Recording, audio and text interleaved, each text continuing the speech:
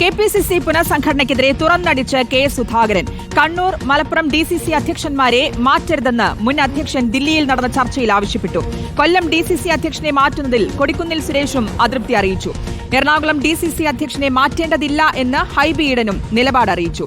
പുനഃസംഘടന എത്രയും വേഗം പൂർത്തിയാക്കുമെന്ന് കെപിസിസി അധ്യക്ഷൻ സണ്ണി ജോസഫും വ്യക്തമാക്കി. ഐക്യമുണ്ടാക്കാനല്ലേ ചർച്ച വെക്കുന്നില്ല, പിന്നെ ചർച്ച വേണം. സ്വന്തം കാര്യത്തിൽ കള്ളാസിൽ എഴുതി ഒപ്പിട്ടങ്ങ് കൊടുത്താൽ പോരെ. അപ്പോൾ എല്ലാവരുമായി ചർച്ച നടത്തിയിട്ട് സമവായത്തിലെത്തി ആ സമവായ തീരുമാനം ഇംപ്ലിമെന്റ് ചെയ്യാനാണ് ഈ ചർച്ചകളും കാര്യങ്ങളൊക്കെ നടക്കുന്നത്. ഒരു പ്രശ്നവും കുഴപ്പവും തർക്കവും ഇതിനകത്തുണ്ടാവില്ല. നല്ല ക്ലാസ്സാണ്. നമ്പർ 1 കേരളത്തിലെ. ഒരു മാറ്റാനും കാര്യമില്ല, മാറ്റേണ്ട ആവശ്യമില്ല എന്ന് ഞങ്ങൾ പറഞ്ഞിട്ടുണ്ട്. നമ്മൾ മാറ്റേണ്ടവരെ മാറ്റണ്ട എന്ന് ശക്തമായി പ്രവർത്തിച്ചു പോകുന്ന ആളുകളെ നിരുത്സാഹപ്പെടുത്തിയാൽ it will effect badly in this election. Congress വളരെ നേതൃസമ്പന്നമായ പാർട്ടിയാണ്. എല്ലാം കഴിവുറ്റ നേതാക്കന്മാരാണ്, യുവജന നേതാക്കന്മാരാണ്. ഇരുത്തം വന്നവരും കരുത്ത് തെളിയിച്ചവരും എല്ലാം ഉണ്ട്. അവരുടെ എല്ലാം സേവനം വളരെ ഫലപ്രദമായിട്ട് പാർട്ടിക്ക് നാടിന് വേണ്ടി ഉപയോഗപ്പെടുത്തുക. That is the process. At the earliest നോക്കാം നമുക്ക്.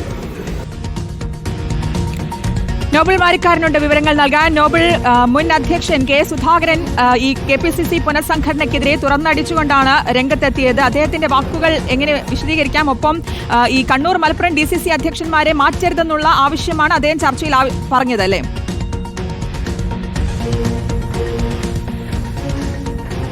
ശ്രുതി, കെപിസിസി പുനഃസംഘടന എത്രയും വേഗം പൂർത്തിയാക്കുന്ന ചർച്ചകളാണ് ദില്ലിയിൽ നടന്നുകൊണ്ടിരിക്കുന്നത്. ഇവിടെ കേരള ഹൌസിൽ നിരന്തരം നേതാക്കൾ ചർച്ചകൾ നടത്തുന്നത്. ഇപ്പോൾ എംപിമാരുമായി കെപിസിസി അധ്യക്ഷൻ കൂടിക്കാഴ്ച നടത്തി. പ്രധാനമായും ഡിസിസി അധ്യക്ഷന്മാരെ മാറ്റുന്നതിൽ 9 പേരെ മാറ്റും എന്നാണ് ഇപ്പോൾ നമുക്ക് വിവരം ഉള്ളത്. അതിൽ ഏറ്റവും പ്രധാനപ്പെട്ടത്, അതായത് നിലവിൽ കണ്ണൂർ, അതോടൊപ്പം തന്നെ മലപ്പുറം, കോഴിക്കോട്, കൊച്ചി, തൃശൂർ ഡിസിസി അധ്യക്ഷന്മാർക്ക് മാറ്റം ഉണ്ടാകില്ല എന്ന് ഏറെക്കുറെ ഉറപ്പാണ്. കണ്ണൂരിലെ ഡിസിസി അധ്യക്ഷനെ മാറ്റേണ്ടതില്ല എന്ന് കെ സുധാകരനും ഈ യോഗത്തിൽ അഭിപ്രായം അറിയിച്ചിട്ടുണ്ട്. മാർട്ടിൻ ജോർജ് മികച്ച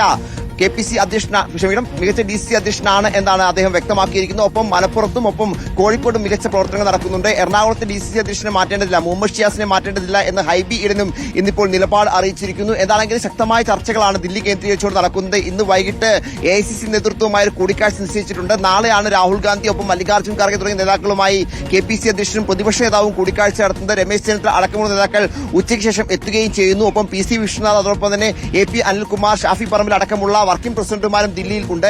എന്താണെങ്കിലും എത്രയും വേഗം പുനഃസംഘടന പൂർത്തിയാക്കുക എന്ന് തന്നെയാണ് കോൺഗ്രസിന് മുന്നിലുള്ള പ്രധാനപ്പെട്ട കാര്യം. അത് സമയബന്ധിതമായി തന്നെ, പ്രത്യേകിച്ച് നാളെ തന്നെ ഒരു ലിസ്റ്റ് നമ്മൾ പ്രതീക്ഷിക്കുന്നുണ്ട് എന്നാണ് KPCC അധ്യക്ഷന്റെ വാക്കുകളിൽ നിന്നടക്കം നമുക്ക് വ്യക്തമാവുകയും ചെയ്യുന്നത്. നിലവിൽ ഈ കൊല്ലം DCC അധ്യക്ഷൻ P രാജേന്ദ്ര പ്രസാദ് അദ്ദേഹത്തെ മാറ്റുന്നതുമായി ബന്ധപ്പെട്ടുകൊണ്ട് കൊടിക്കുന്നിൽ സുരേഷ് MP അദ്ദേഹത്തിന്റെ അതൃപ്തി അറിയിച്ചിട്ടുണ്ട് എന്ന വിവരം പുറത്തേക്ക് വരുന്നുണ്ട്. കാരണം അദ്ദേഹത്തെ മാറ്റരുത് എന്ന നിലപാടാണ് കൊടിക്കുന്നിൽ സുരേഷ് MP പങ്കുവച്ചിരിക്കുന്നത്. ഒപ്പം രാവിലെ കൊടിക്കുന്നിൽ സുരേഷ് MPയുടെ വസതി കേന്ദ്രീകരിച്ചുകൊണ്ട് MK രാഘവൻ, ബെന്നി ബെഹനാൻ അടക്കമുള്ള MPമാരുടെ കൂടിക്കാഴ്ച നടന്നിരുന്നു. പ്രത്യേകിച്ച് KPCC പുനഃസംഘടന നടക്കുന്ന സമയത്ത് ഈ കൂടിക്കാഴ്ച നടന്നത് ഏറ്റവും നിർണായകമാണ്. മറ്റ് രഹസ്യയോഗങ്ങളായിരുന്നില്ല എന്ന് കൊടിക്കുന്നിൽ സുരേഷ് MP അതിനുശേഷം പ്രതികരിച്ചെങ്കിൽ പോലും അത്തരത്തിൽ ഈ പുനഃസംഘടനയുമായി ബന്ധപ്പെട്ട അതൃപ്തി തന്നെയാണ് നേതാക്കൾ പരസ്പരം പങ്കുവച്ചതെന്ന സൂചനയാണ് അവിടെ നിന്ന് പുറത്തേക്ക് വരുന്നത്. എന്താണെങ്കിൽ നാളെ രാഹുൽ ഗാന്ധിയെ കാണും. അതിനു മുൻപ് ദീപാദാസ് മുൻഷിയുമായി KPCC അധ്യക്ഷനും അതോടൊപ്പം തന്നെ പ്രതിപക്ഷ നേതാവും കൂടിക്കാഴ്ച നടത്തുന്നുണ്ട്. അതിനുശേഷമായിരിക്കും പട്ടിക അന്തിമമായി തന്നെ കൈമാറുക. എന്താണെങ്കിലും അന്തിമ പട്ടിക നാളെ തന്നെ ഉണ്ടാകുമെന്ന പ്രതീക്ഷ. പ്രത്യേകിച്ച് ഇനി പഞ്ചായത്ത് തെരഞ്ഞെടുപ്പിന് മാസങ്ങൾ മാത്രമാണ് അവശേഷിക്കുന്നത്. ഒപ്പം അതിനുശേഷം നിയമസഭാ തെരഞ്ഞെടുപ്പ് വരാനിരിക്കുന്നു. ആ പശ്ചാത്തലത്തിൽ